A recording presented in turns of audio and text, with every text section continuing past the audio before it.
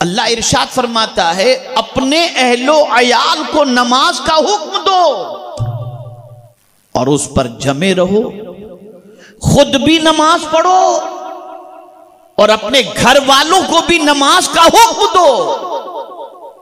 और फिर अल्लाह फरमाते ला नसअलुका रिज़्क़ा, मैं तुमसे रोजी नहीं मांगता, नहनु नर्ज़ुकुक, मैं तुम्हें रोजी अता करता हूं।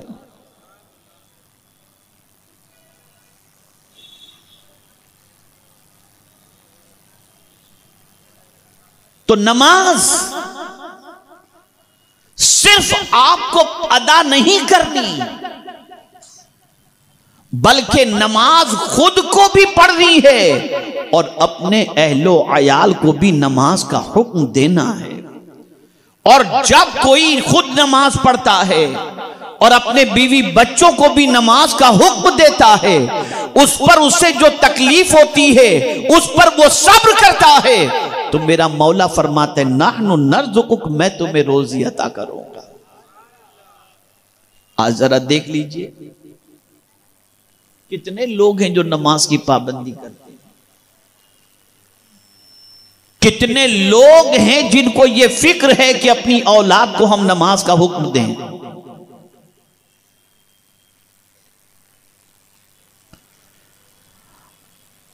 कौन बाप आज ऐसा है जिसे सबसे ज्यादा इस बात की फिक्र हो कि मेरे बेटे की एक वक्त की नमाज कज़ा ना हो? नहीं, पढ़ा तो ठीक है, नहीं पढ़ा तो कोई बात नहीं, कोई टेंशन नहीं। बीवी नमाज पढ़ी तो ठीक है, नहीं पढ़ी तो कोई बात नहीं। बच्ची नमाज पढ़ी तो ठीक है, नहीं पढ़ी तो कोई बात नहीं। मुझे बताइए, हर चीज के लिए आप वक्त निकालते हो और अहलो अयाल का ख्याल करते हो, नमाज के लिए क्यों ख्याल नहीं करते?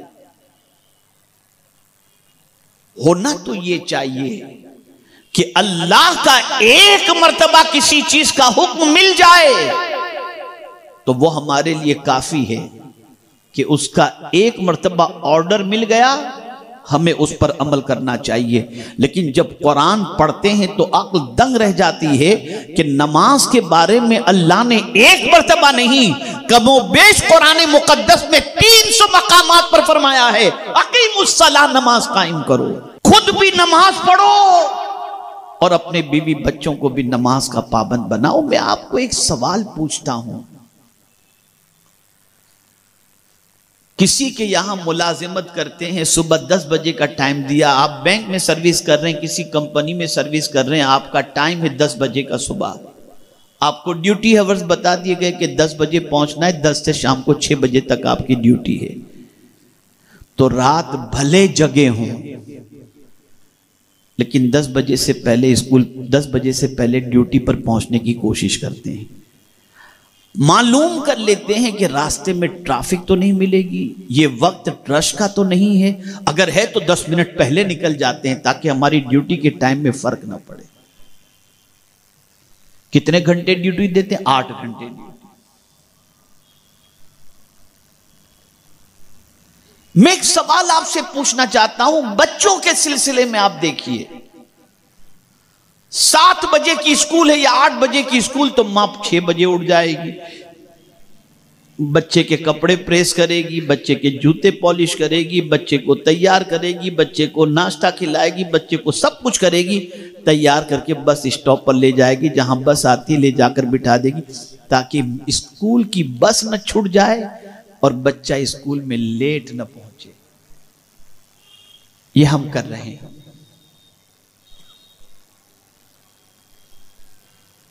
लेकिन एक सवाल मैं आपसे पूछता हूं, एक महीने की सैलरी आपको आपका बॉस या आपकी कंपनी का मालिक या आपको आपका सेठ आपको देगा। ना आपके सेठ ने आपको जिंदगी दी है, ना आपके सेठ ने आपको आंखें दी हैं, ना आपके सेठ ने आपको जबान दी है, ना आपके सेठ ने आपको कान दिए हैं, ना आपके सेठ ने आपको पैर दिए हैं, ना आपके सेठ ने आपको कुछ और दिया है, न आपके सेठ ने आपको जिंदगी दी है, ना आपके सेठ ने आपको इज्जत दी है।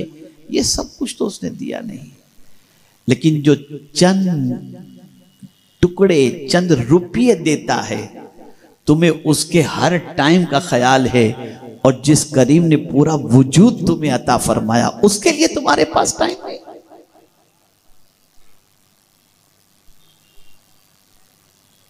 उसके लिए तुम्हारे पास वक्त नहीं। अरे तंगी की शिकायत कर रहे हो तुम रोजी की, झुक जाओ उस रब की बारगाह के अंदर जिसके दस्ते कुदरत में सबका रिस्क मौजूद है, और खुद ही न झुको, अपने अहलो अयाल को भी झुकाओ। जब तुम अपने बीवी बच्चों को नमाज का हुक्म दोगे और खुद भी नमाज पढ़ोगे, इसमें हर चीज पर तुम सब्र का दामन थामे रखोगे, तो अल्लाह फरमाते नाहनु नर्जुकुक, हम तुम्हें रोजी अता करेंगे। खुदा की कसम, सेठ वादा करके मुकर सकता है और खुदा का वादा हक है, उसने जो फरमा दिया वो हो करके रहेगा। तुम्हें सेठ के वादे पर भरोसा है, खुदा के वादे पर नहीं।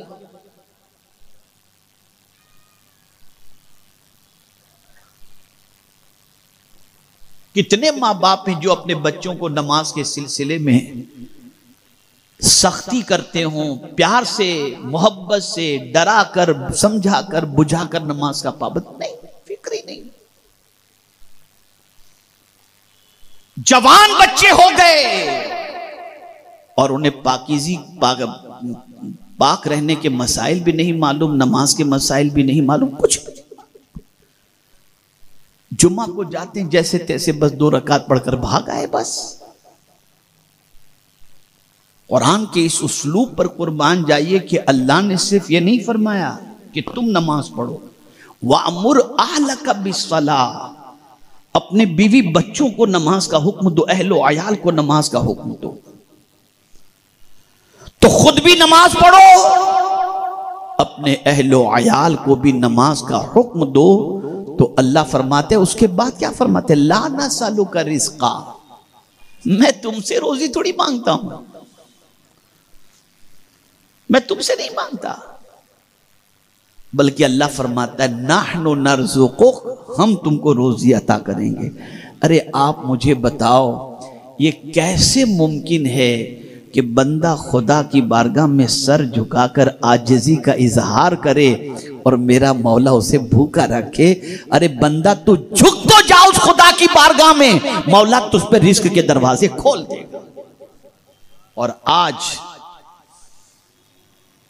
कारोबार ही के लिए आदमी नमाज छोड़ देता है।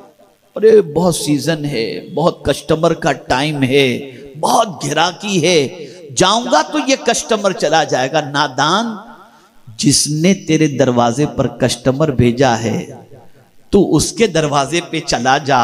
ये एक भेजा है तो उसके दरवाजे पे जाएगा तो वो 10 भेज देगा तेरे दरवाजे, लेकिन तू उसके दरवाजे को भूल गया और तूने आने वाले गाहक पर भरोसा शुरू कर दिया। तो नमाज की पाबंदी, अहलो अयाल को नमाज का पाबंद बनाओ। कोई बच्चा, कोई घर का फर्द बेनमाजी न हो। ऐसा नहीं हाँ बस मौलाना अभी 4 वक्त की तो बच्चे ने शुरू किया है, दुआ करें 5 वक्त की भी हो जाए। नहीं, 5 वक्त की नमाज पढ़ाओ।